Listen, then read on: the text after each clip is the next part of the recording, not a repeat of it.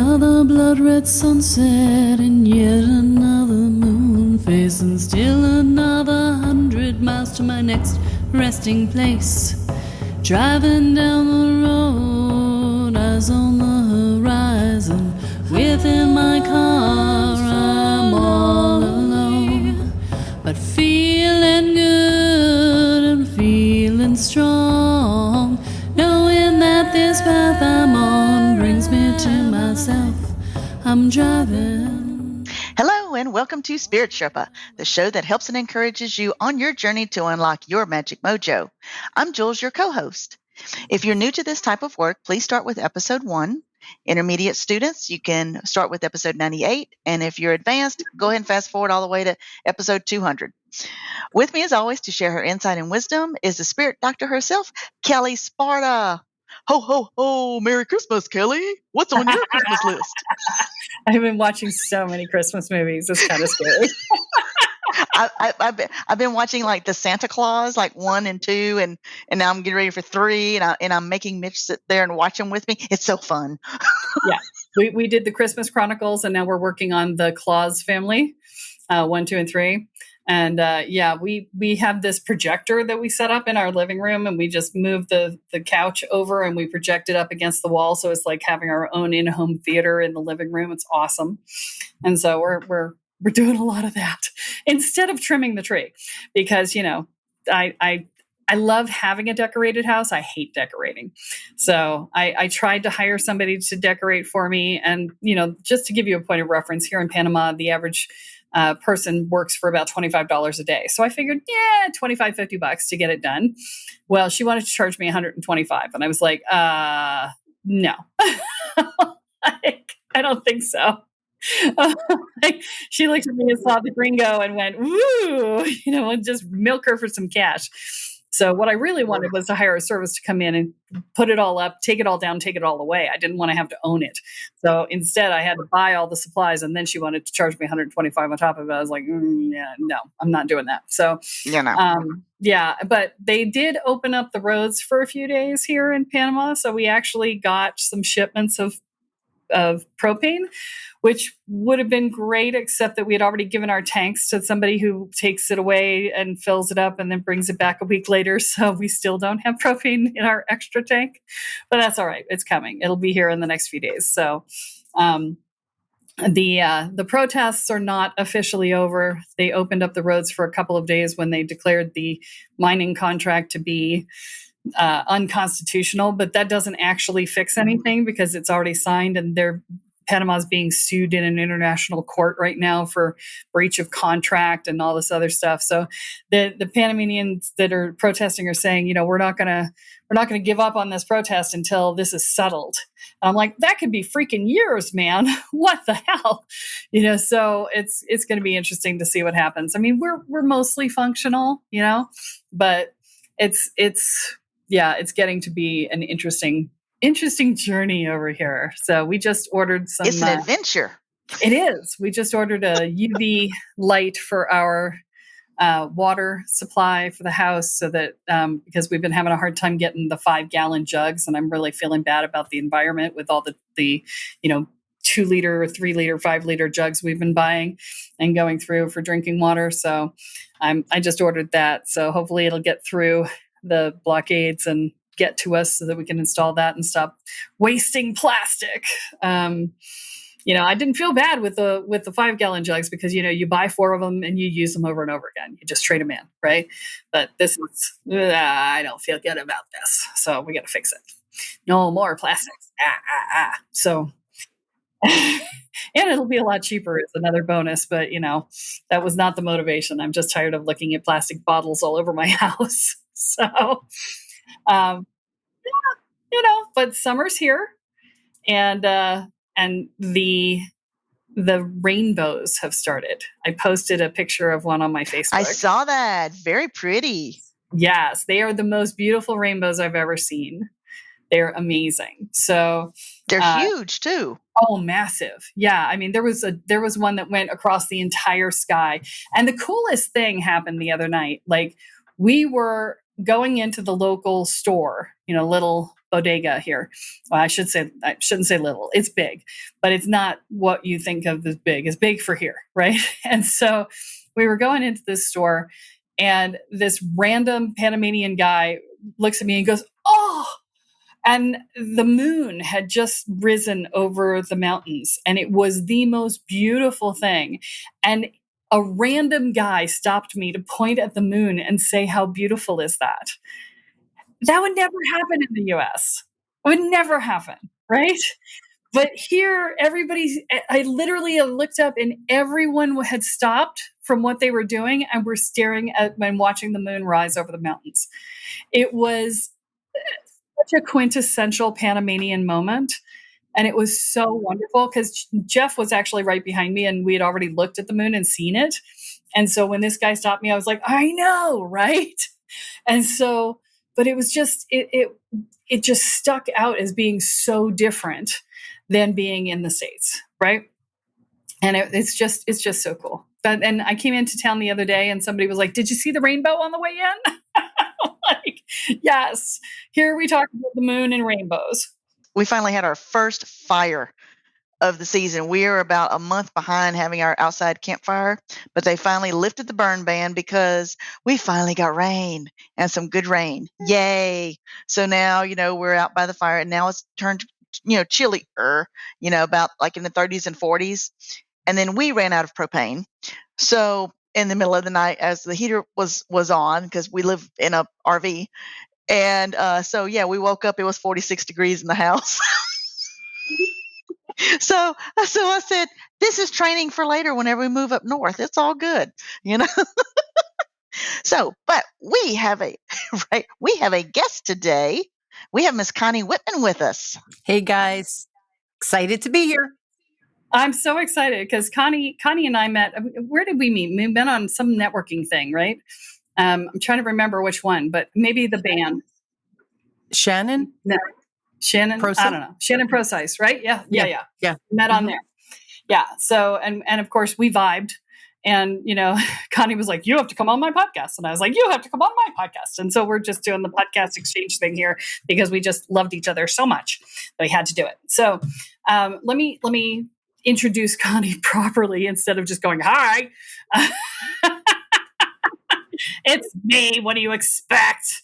We're just running by the seat of our pants here, right? So Connie is actually known for her high energy, passionate, heart-centered, and enthusiastic approach to sales, teaching, and coaching. Connie Whitman has been the CEO of Changing the Sales Game for 20 plus years, helping business owners, leaders, and sales teams build powerhouse organizations. She is a 3-time #1 best-selling author. Holy shit. She didn't write that, including her ESP, Easy Sales Process, 7 Steps to Sales Success.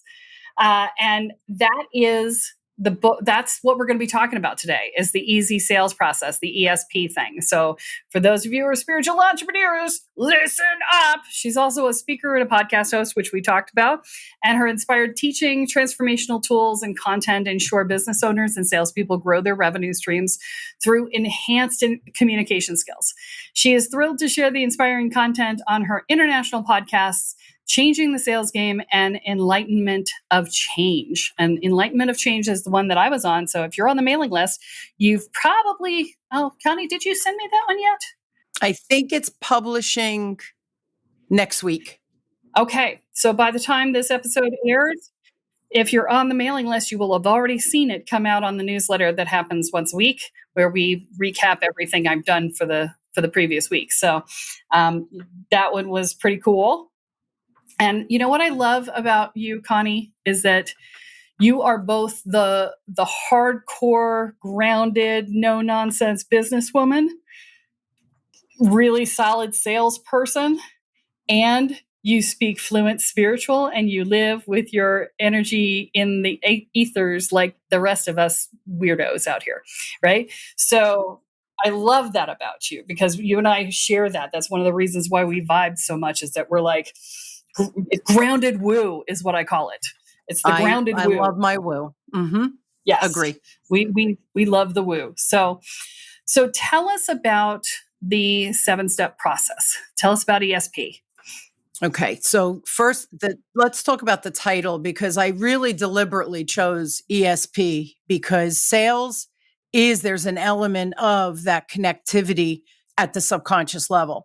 And I think we forget that, and we think that sales is all unconscious mind, which is nonsense, because 5% of our life, right, is conscious, 95% is subconscious. So why would it be any different with our sales skills? So my ESP, I think, is easier than ESP, extrasensory perception, because mine is just a sales process that is teachable, learnable, and then just rinse, repeat, rinse, repeat. Once you got it, you got it. So I wanted to just mention that really there was a deliberate choice of that title specifically. Now, through my 40 years in sales, guys, here's the reality. In the beginning, I can't tell you the number of mistakes I made as well, as you're learning, right, from others teaching us. And I'll tell you, Cal, the funny thing was when I first started my sales career, my background is financial sales. So I was a financial advisor, wealth advisor, all of that, right? I like money. It's a good thing, right? Because we need money to live, but and not only to live, but to share, right? To share, do bigger in the world. Like you were talking about the jugs. We have to be mindful of all of these things, right? We really are one in the universe. So I love what you were saying about that. But anyway, so when I started in sales, I was trained that hardcore, don't take no for an answer, ask for referrals the first time you meet people. And I remember I'm a rule follower. I'm a good Catholic girl. I was raised in that realm, with very Italian parents. And I remember when I got into sales and I was being trained, saying to my manager, I'm not doing that. And he would yell at me like an animal, yell at me as if I was an idiot, right? And he would literally say, you're an idiot. And I would say, that doesn't feel right to me. So he thought I was a crazy lunatic. Fast forward, within 5 years in the financial sales realm, and all these men, it was all 43 men and myself in the office. All these men were coming up to me saying, how do you have so many appointments? And I'm like, oh, my friend so-and-so, I met them last year. I helped their family with the insurance and investments. They referred, and they were looking at me like, how you doing that? And I realized early on, I was human. Imagine that. I was kind. I was respectful. I listened to what people had to say. I understood them before I even opened my mouth with a recommendation. So for me, sales is really showing people respect and love. And the first chapter in my book, ironically, is called Love. And I think the first sentence says something like, if you're not selling from a place of love, care, and respect, please stop. You're doing it wrong. Read on to learn how to, right? But it's funny because I was a kid, I was in my 20s out of college, and what he was teaching didn't feel right. So see, that subconscious has always served me, even though back then I didn't realize it was intuition, subconscious, right? The universe, all the things that we know so well now. Well, and there's something so very desperate sounding about asking for a referral the moment you meet somebody. It's just icky, right? Now, I got the same training in real estate, and what I did, because I followed instructions, right? I followed the instructions, but what I said was, here's how I work, here's how I spend my time, and this is, if you are happy with me as we're going through this process, what I'm going to ask is that you refer the people to me, because right now, when you're out in the world looking for houses and talking about houses, you're going to meet a lot more people who are looking for houses and talking about houses too. And so this is the perfect time to be able to send me some referrals. And so long as you're happy with me, if you'd be willing to do that, I would be happy to have them. Right. And so I changed everything they told me because they said, oh, well, just tell them it's expected. And I'm like, I don't like that. That feels icky to me. And I'm not, no. And so I adjusted it, but I still asked for it, but I adjusted it because I too am human. Right. So, yeah. So totally true. Totally true. Yeah. And there's the desperation thing is such a problem, because if people are desperate, if you smell like you're desperate, nobody's going to do business with you. It's like dating, right? You don't date the desperate person. That's right. Or if you're afraid of dogs, the dog knows you're afraid, right? There's a sense, again, that's that subconscious realm that we're always functioning in. So you have to show up confident and knowledgeable and believing what you're doing. I believed I was helping people. So when I'm being told, demand it.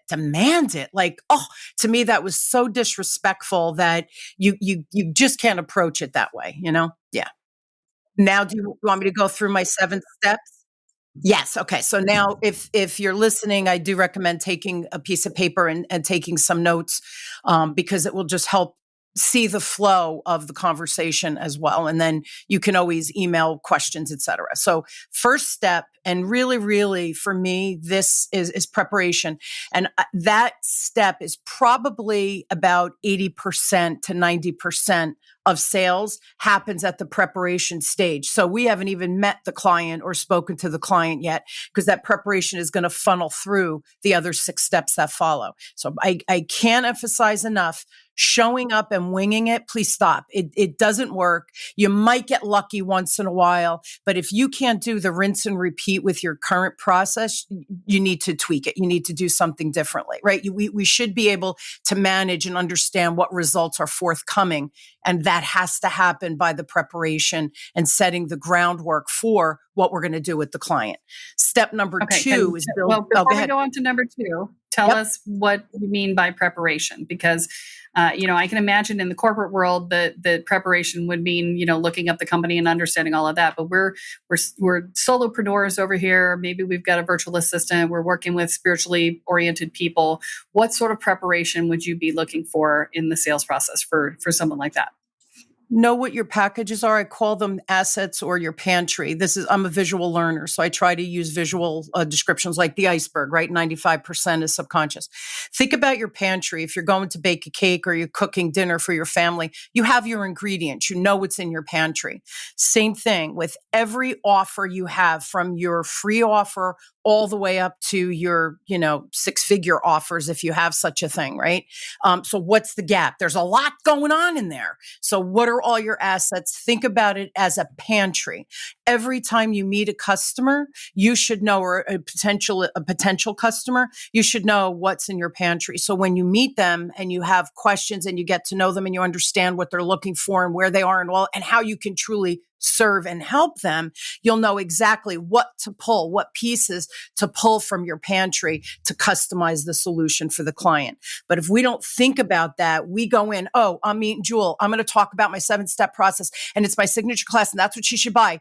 Is it? She might need a 1-hour, couple of $100 session with me and she's off to the races. So again, who's in front of me?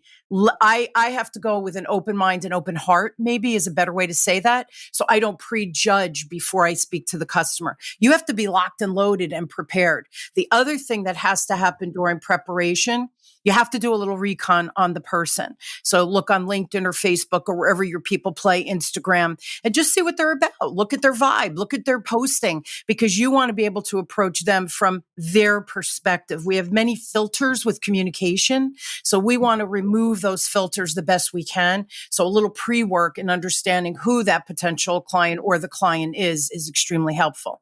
And then that helps build the rest of what we're doing. One last thing. Your questions. I have used the same questions for 22 years when I started my business. It's a rinse and repeat. It's in a Word doc. I'm meeting you. I pull out my agenda. I put our names at the top with the date. I send you the agenda in advance. You know the flow of what we're going to go through.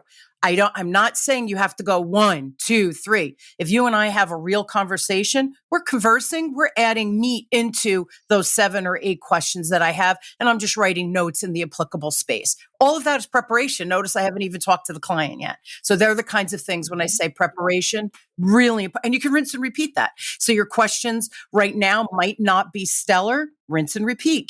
Keep working them, tweaking them until you're locked and loaded and ready to go. Good to go. You don't have to reinvent the wheel every time. Saves time, saves money. Yeah. I'd also add to get your head right. Get your head straight. Because if you're sitting there going, oh my God, I don't know if I can do this. I don't know if I can do this. I don't know if I'm worth it. You're not going to make the sale. So you've got to get your head on straight and be really clear about your value. Go read all your testimonials, right? Read all your testimonials before you get on a sales call. It's a great way to get your energy aligned with success. So Step number 2 is building rapport. It takes about 30 seconds for someone to get your vibe or not. We've all met people, you meet them in seconds and you think, oh, I feel like you and I, Kelly, I feel like I've known you my whole life. There's energetically we can't explain why, right? You're meeting for 30 seconds and you're thinking, why do I like this person so much? That's just such a good mesh. You're building rapport. You're connecting deeply. You're in that subconscious realm. That's a good thing. You've also met people where you walked away thinking, do I still have my wallet in the back pocket? I think I need a shower now, where they felt a little icky. We've all had that experience too, right? So I do say what your recommendation, get to the right mindset, because then when you're in front of that person, your vibration is higher. They're going to connect with you so much more deeply and quickly. It opens the floodgates for what's yet to come in the conversation, that back and forth. Takes about 30 seconds there. So plan it, show up again with your heart open, and that's half the battle. For the empaths out there, go back and listen to the episode on entrainment, ENtrainment. There's an episode on that, and that will also help you with your rapport building. So go ahead. Thank you. Beautiful. Step number 3, questions. Again, you could have them prepared in advance, show up with your questions, tweak them, right? If you're not, here's what I always say with the questioning. When you get to this third part, because start with preparation, get prepared, then start building rapport, and then start working on your questions. Use what you have. Don't throw the baby out with the bathwater, because you're probably 80% there. It's just that 20% that needs that tweaking. So if your questions aren't working, where the client looks at you like, huh?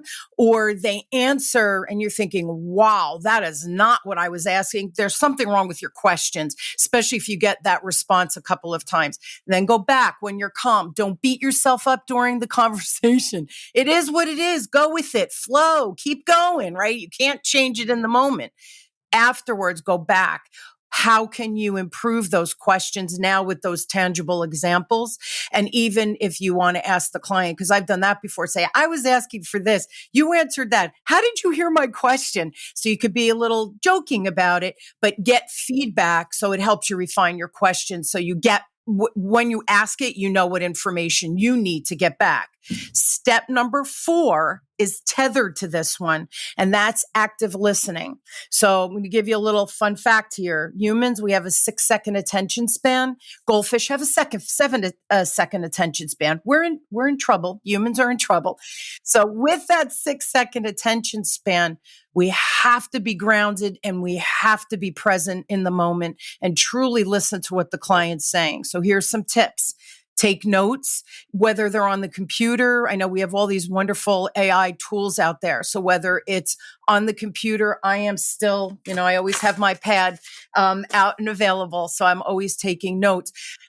And then the other thing I do is, let's say, Kelly, you give me an answer and you're talking though, you're giving me info and I need this info.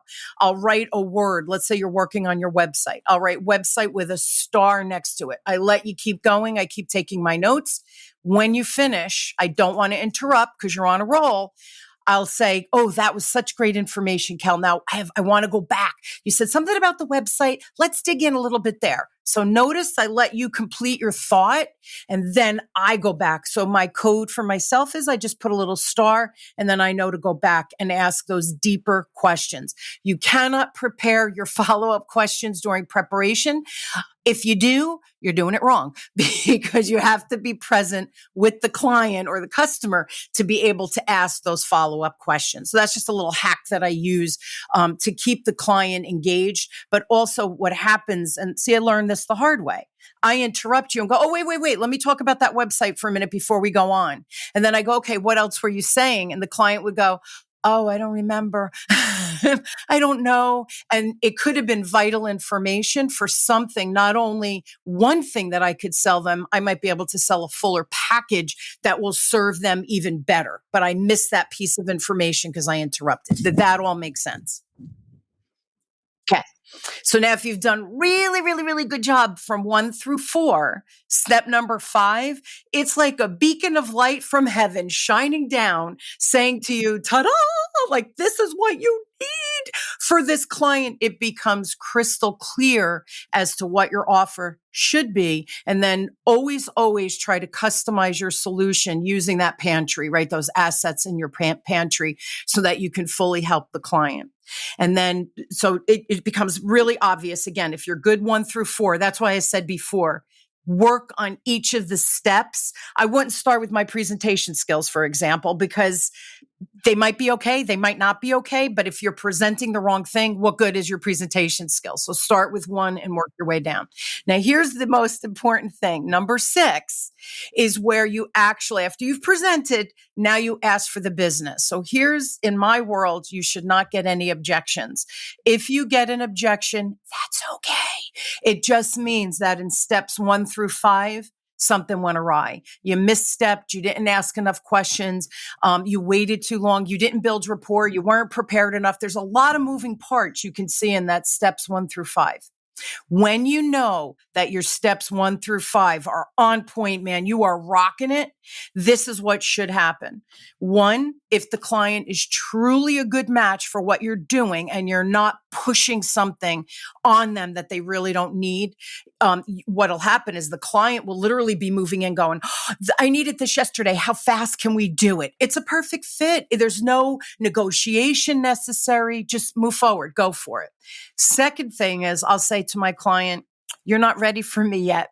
You have this and this and this and this and this going on. You're not going to be able to put the time you need to move your business forward with the sales. So let's work on those other things. You and I will have conversations. I'll give you little things, maybe like a value statement. I have a template. You could do some homework, things like that.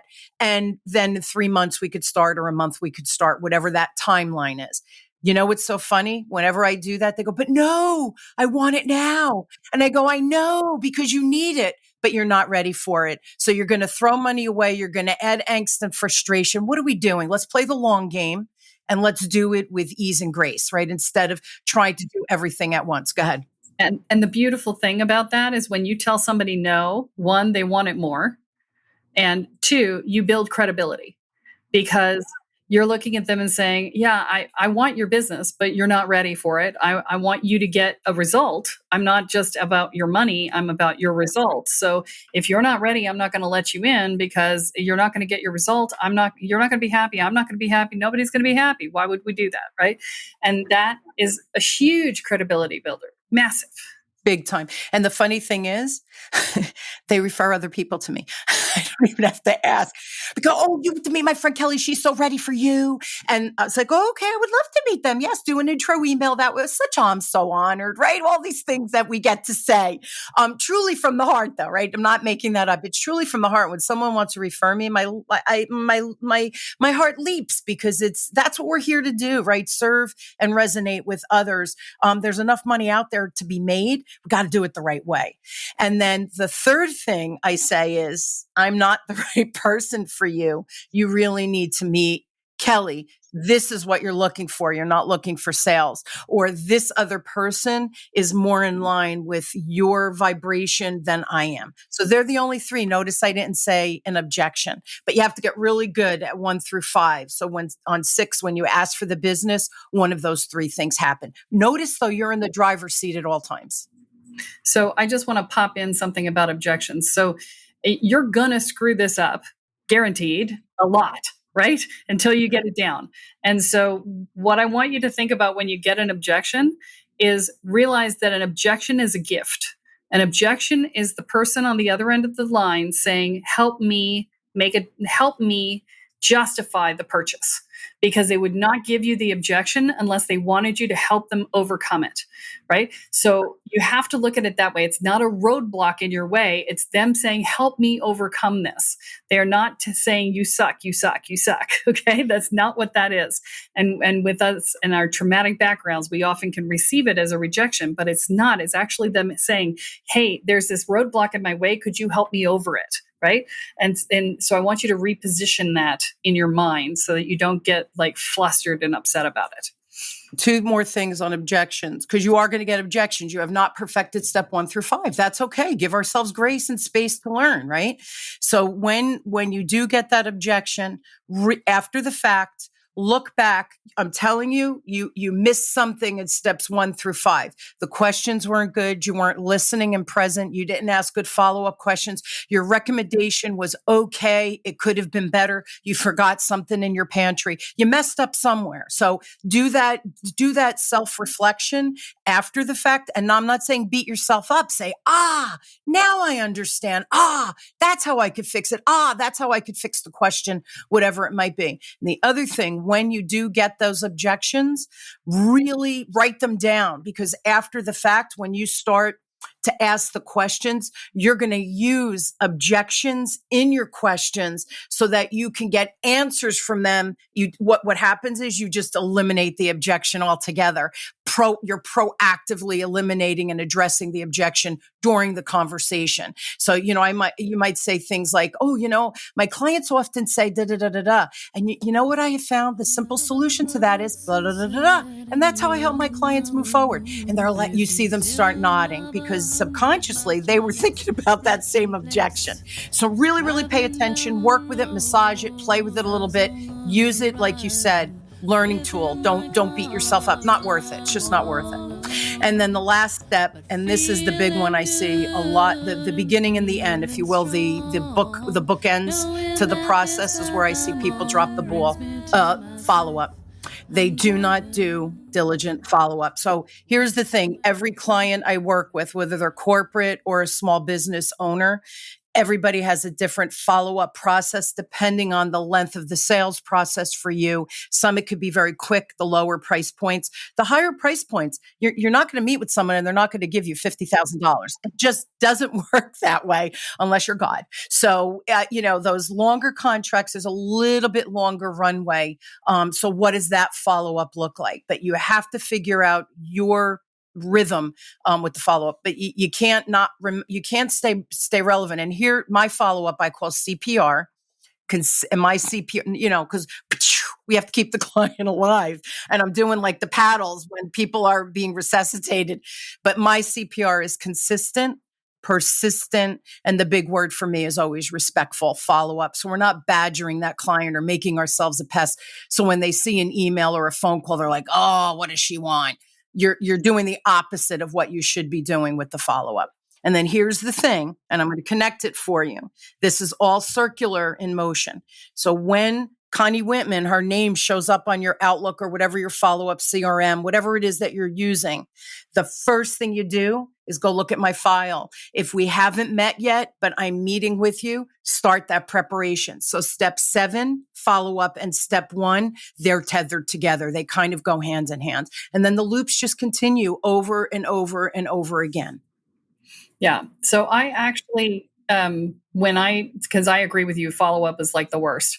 I used to do sales training for real estate agents. The follow-up was terrible. I'm like, okay, all those stack of sticky notes you have sitting all over your desk that you don't know who they are anymore. That's because your system sucks and you don't follow up. And all of that is lost money because you're never going to call those people again, right? This is the same thing in this world as well, is that if you're I know a lot of people who run classes never get sign-in sheets, don't get contact information. There's zero follow-up, right?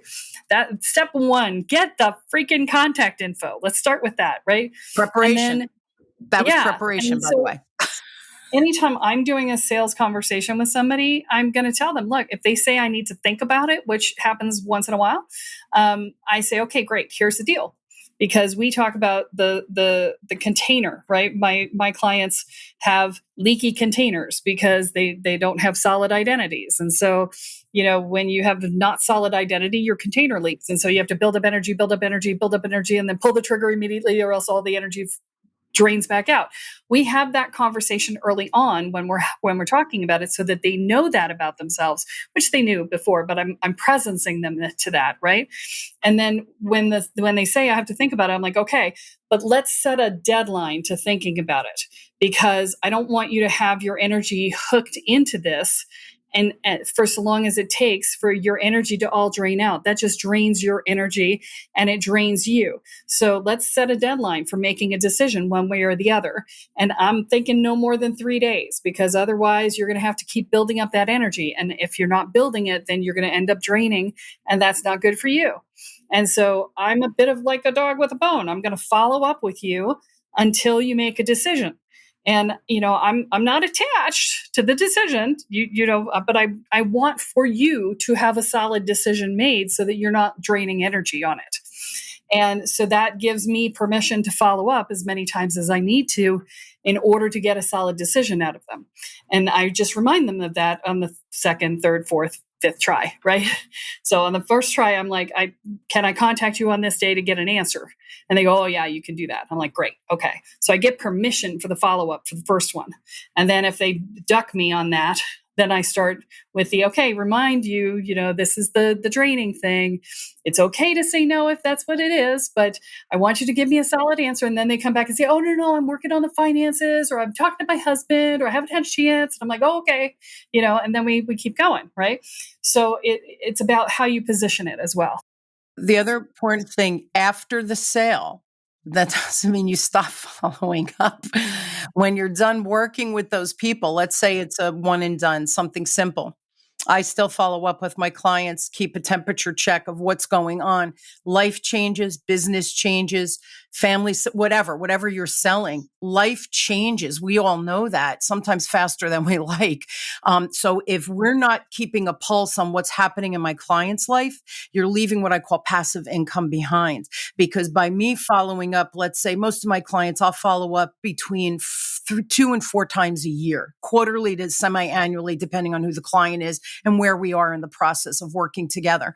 So, but let's say it's quarterly. So when I reach out to them in 3 months, something has changed. Even if something's changed before my phone call, because they know that I'm going to be diligent with my CPR, right? I'm diligent with my follow-up. Let's say 2.5 months, something happens and they need me. They need my resources. They just hired a bunch of new employees, something.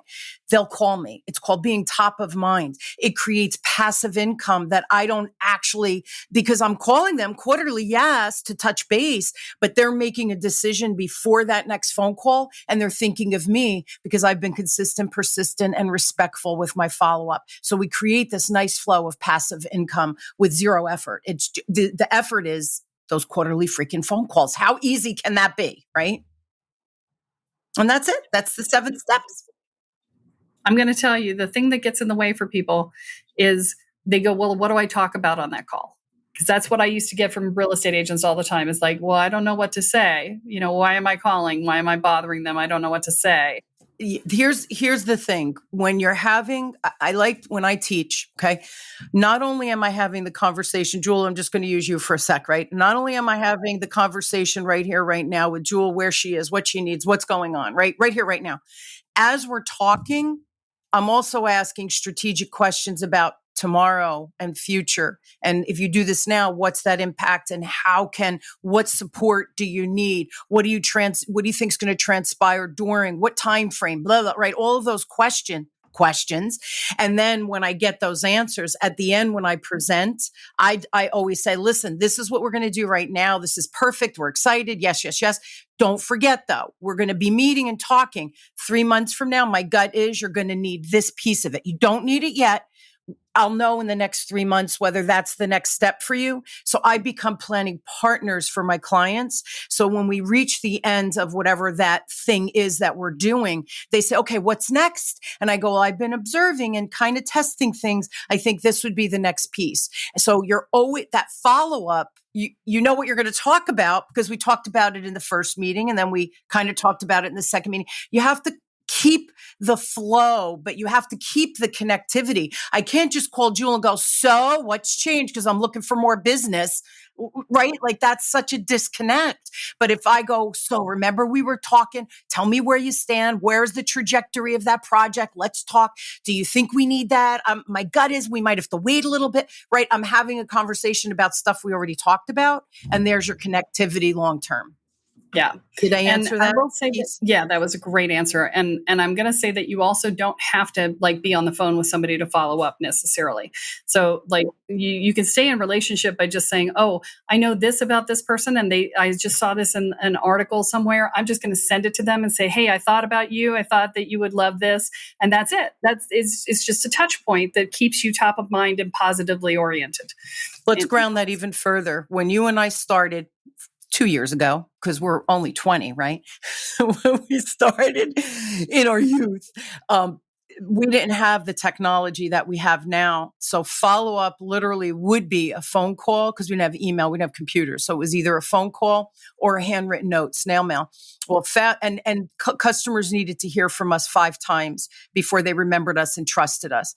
Now that know, like, trust is so much faster. Unfortunately, they need more from us because there's so much noise, and we have a 6-second attention span. Did I mention that before? Right. So now what happens is what was I saying? I just lost it.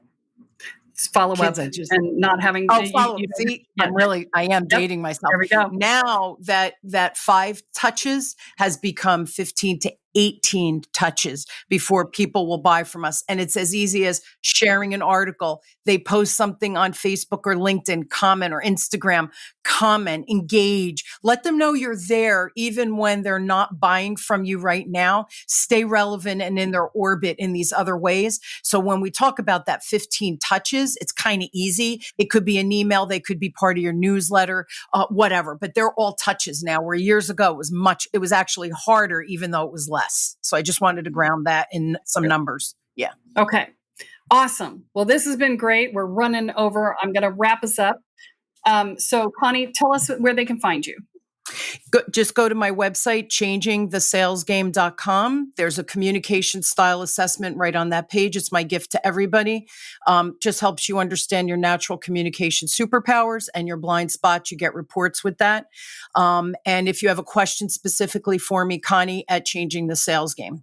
Practice your ESP. There you go. I love it. Thank you, guys. Thank you. Well, this is all that we have time for this week, folks. Tune in next time when Kelly adds another chapter into your guide to energy, magic, and the spirit world. I'm Jules, here with Kelly and Connie, and you have been listening to Spirit Sherpa. So long, y'all. Bye. Thanks, guys. Bye.